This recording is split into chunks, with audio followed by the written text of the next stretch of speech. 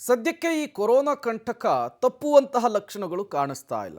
ಒಂದು ಕಡೆ JN.1 ತಳಿ ಕರ್ನಾಟಕದಲ್ಲಿ ಪತ್ತೆಯಾಗಿದೆ.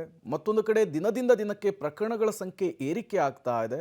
ಮಗದೊಂದು ಕಡೆ ದಿನದಿಂದ ದಿನಕ್ಕೆ ಆಸ್ಪತ್ರೆಗೆ ಸೇರುವ ಸೋಂಕಿತರ ಸಂಖ್ಯೆ ಕೂಡ ಏರಿಕೆ ಆಗ್ತಾ ಇದೆ. ಇದೇ ವಿಚಾರಕ್ಕೆ ಸಂಬಂಧಪಟ್ಟಂತೆ ಒಂದು ರಿಪೋರ್ಟ್ ಇದೆ. ವಿಚಾರಕ್ಕೆ ಸಂಬಂಧಪಟ್ಟಂತೆ ಒಂದು ಬ್ರೇಕಿಂಗ್ ಅಪ್ಡೇಟ್ಸ್ ಲಭ್ಯವಾಗ್ತಾ ಇದೆ. 14 ದಿನ ನ್ಯಾಯಾಂಗ ಬಂಧನಕ್ಕೆ ನಾರಾಯಣಗೌಡರನ್ನ ಒಪ್ಪಿಸಲಾಗಿದೆ ಅನ್ನುವಂತಹ ಮಾಹಿತಿ. ನಾರಾಯಣಗೌಡರು ಸೇರಿ ಒಟ್ಟು 9 ಜನರನ್ನ ಬಂಧಿಸಲಾಗಿತ್ತು. ನಸುಕಿನ ಜಾವ ನ್ಯಾಯಾಧೀಶರ ಮುಂದೆ ಹಾಜರುಪಡಿಸಲಾಗಿತ್ತು. ದೇವನಹಳ್ಳಿಯ ನ್ಯಾಯಾಧೀಶರ ಮುಂದೆ ಪೊಲೀಸರು ಹಾಜರುಪಡಿಸಿದ್ದಾರೆ.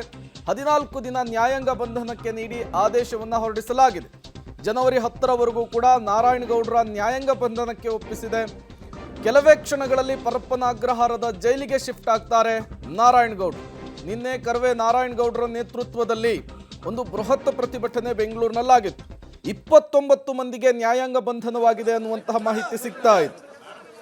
ಆಂಗ್ಲ ನಾಮಫಲಕಗಳ ವಿರುದ್ಧ ಬೆಂಗಳೂರಿನಲ್ಲಿ ಸಮರವನ್ನು ಸಾರಿ ದೊಡ್ಡ ಮಟ್ಟದ ಪ್ರತಿಭಟನೆಯನ್ನ ನಾರಾಯಣಗೌಡರ ನೇತೃತ್ವದ ಕರವೇ ಸಂಘಟನೆ, ಕರ್ನಾಟಕ ರಕ್ಷಣಾ ವೇದಿಕೆ ಸಂಘಟನೆ ಮಾಡಿತ್ತು.